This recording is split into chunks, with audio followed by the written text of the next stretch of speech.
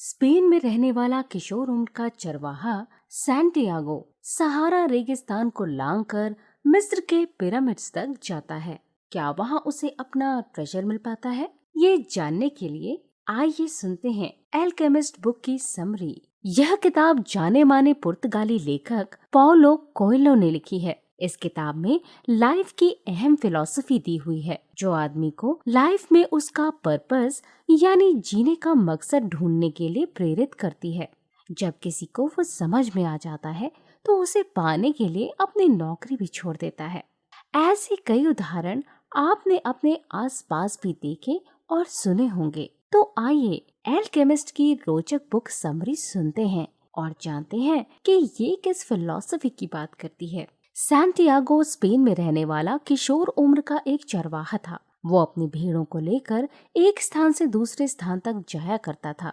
एक बार भेड़ चराते चराते वो एक पुरानी खंडहर हो चुकी चर्च में पहुंचा। दिन भर भेड़ें चराकर वो रात को चर्च के अंदर उगे सिकमो वृक्ष के नीचे सो गया। तभी उसे सपने में एक फरिश्ते जैसा बच्चा दिखाई दिया। बच्चे ने सैंटियागो को इजिप्ट के पिरामिड यानी मिस्र के पिरामिड पर जाने और वहां गड़ा खजाना ढूंढने के लिए कहा। सैंटियागो को वो सपना बार बार आने लगा। वो काफी उलझन में था। एक दिन वो भविष्य बताने वाले एक जिप्सी महिला के पास गया और उसने सपने का मतलब पूछा। जिप्सी महिला ने भी सैंटियागो को इजिप्ट के पिरामिड जाने के लिए कहा। सैंटियागो अभी भी संदेह की स्थिति में था। फिर एक दिन सैंटियागो को एक रहस्यमय बूढ़ा मिला। उसने अपना नाम मेल्कीजेडेक बताया और कहा कि वो सालेम का राजकुमार है। उसने सैंटियागो को दो बातें बताईं। पहली कि हर किसी को लाइफ में अपना पर्सनल लेजेंड ढूंढना चाहिए। पर्सनल लेजेंड का मतलब है अपना ऐसा गोल या उद्देश्य जो हमें असली खुशी दे और हमें हर चीज से स्वतंत्र कर दे। हमने जिस चीज के लिए जन्म लिया है उसे अवश्य पूरा करना चाहिए। बचपन में हम सभी बड़े बड़े सपने देखते हैं, लेकिन धीरे धीरे लाइफ में इतना उलझ जाते हैं कि सपनों और गोल को भूल ही जाते हैं। उसने दूसरी बात ये बताई कि अगर हम किसी चीज को पूरी शिद्दत से चाहते हैं तो सारा ब्रह्मांड उसे हमें दिलाने में जुट जाता है। लेकिन प्रॉब्लम ये है कि हम किसी भी सपने के पूरा होने में विश्वास ही नहीं करते हैं, हमेशा डाउटफुल रहते हैं। जैसे कितने लोग टैलेंटेड होने के बावजूद सारी जिंदगी जॉब में ही फंसे रहते हैं, अपने टैलेंट को आगे बढ़ाने के लिए कुछ नहीं करते क्योंकि वो खुद पर ही संदेह करते रह जाते हैं। फिर मेल्कीजेडेक ने सैंटियागो को दो जादुई पत्थर दिए और कहा, जब भी संदेह घेरे तो इन पत्थरों को उछालना, ये तुम्हें रास्ता दिखाएंगे। फिर वो बूढ़ा कहीं गायब हो गया और इसके बाद कभी सैंटियागो को नजर नहीं आया। इसके पश्चात सैंटियागो ने अपनी भेड़ें बेच दी। इससे मिले पैसों से वो एक बड़ी नौका पर सवार होकर मोरक्को की राजधानी टैंगियर पहुंचा। लेकिन टैंगियर में कुछ लोगों ने उसका सारा धन लूट लिया। धन के बिना सैंटियागो आगे नहीं जा सकता था। मजबूर होकर उसने वहीं क्रिस्टल्स की एक दुकान में नौकरी कर ली। सैंटियागो पूरी मेहनत और लगन से अपना काम करने लगा। उसने बहुत अच्छे अच्छे बिजनेस आइडियाज दुकान के मालिक को दिए, जिससे उस व्यापारी को बहुत फायदा हुआ। लगभग 11 महीने में सैंटियागो ने पर्याप्त धन कमा लिया। अब वो अपनी कमाई लेकर घर वापस लौट जाना चाहता था। अपने पर्सनल लेजेंड को लेकर अब उसके मन में संदेह पैदा हो गया था। उसे अपना पिरामिड की यात्रा पर निकलना भी एक गलती लग रहा था। लेकिन जब उसने बूढ़े द्वारा दिए गए जादुई पत्थर उछाले तो पत्थरों ने उसे इजिप्ट के पिरामिडों की तरफ जाने का संकेत दिया। तभी संयोगवश वहां से एक कारवां गुजर रहा था, जो सहारा रेगिस्तान होकर इजिप्ट के पिरामिड्स की तरफ ही जा रहा था। सैंटियागो उस कारवां में शामिल हो गया और ऊंट पर सवार होकर मिस्र की यात्रा पर बढ़ चला। उस कारवां में सैंटियागो को एक अंग्रेज व्यक्ति भी मिला। अंग्रेज व्यक्ति अल फयोम नाम के ओएसिस पर जा रहा था। वो वहाँ एक एल्केमिस्ट से मिलकर किसी भी धातु को सोने में बदलना सीखना चाहता था। ओएसिस रेगिस्तान में पाया जाने वाला हरा भरा द्वीप होता है, जहाँ पानी भी होता है। जब कारवां ओएसिस पर पहुँचा तो उन्हें पता चला कि आगे रेगिस्तान में कुछ कबीलों में भयंकर मार काट मची हुई थी। अब सैंटियागो आगे नहीं जा सकता था, उसे वहीं रुकना पड़ा। एक दिन ओएसिस में उसे फातिमा नाम की एक बहुत सुंदर लड़की मिली। सैंटियागो को पहली ही नजर में फातिमा से प्यार हो गया। फातिमा भी उससे प्यार करने लगी। अंग्रेज व्यक्ति एल्केमिस्ट से मिलने उसकी गुप्त कुटिया में जा चुका था और एकांत में उससे सोना बनाने की विधि सीख रहा था। एक दिन सैंटियागो को सपना आया कि रात के समय ओएसिस पर कुछ ट्राइबल्स हमला करेंगे। उसने ओएसिस के मुखिया को ये बात बताई, लेकिन ओएसिस पर हमला करना रेगिस्तान के नियमों के विरुद्ध था, इसलिए मुखिया को सैंटियागो की बातों पर यकीन नहीं हुआ। सैंटियागो के बार बार कहने पर ही मुखिया माना और अपनी सेना ओएसिस की निगरानी के लिए तैनात कर दी। लेकिन सैंटियागो को चेतावनी भी दे दी कि अगर हमले वाली बात झूठी निकली तो उसका सिर काट दिया जाएगा। लेकिन सच में ओएसिस पर हमला हुआ। सेना तैयार होने की वजह से ओएसिस के लोग बच गए और दुश्मन को मार गिराया। सैंटियागो के सपने से प्रभावित होकर एल्केमिस्ट खुद उससे मिलने आ गया। उसने सैंटियागो की यात्रा की वजह जानी और उसे खुद पिरामिड तक ले चलने की बात कही। यात्रा से पहले फातिमा ने कहा कि वो हमेशा उसका इंतजार करेगी। एल्केमिस्ट और सैंटियागो दोनों घोड़ों पर बैठकर पिरामिड की तरफ चल पड़े, लेकिन रास्ते में कुछ खूंखार ट्राइबल्स ने उन्हें पकड़ लिया।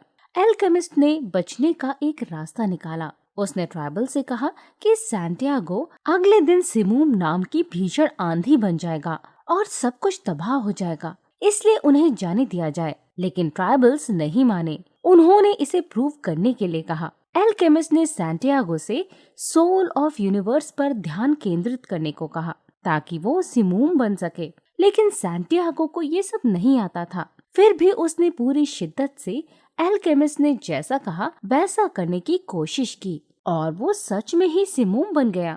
ये देखकर ट्राइबल्स डर गए और उन दोनों को जाने दिया। रास्ते में वे एक मोनेस्ट्री में पहुंचे। वहां एल्केमिस्ट ने सैंटियागो को धातु के कुछ टुकड़ों से सोना बनाकर दिखाया और आधा सोना उसे दे दिया। आगे का रास्ता एल्केमिस्ट ने सैंटियागो को अकेले ही तय करने को कहा। इसके बाद सैंटियागो अकेले ही पिरामिड्स की तरफ चल पड़ा।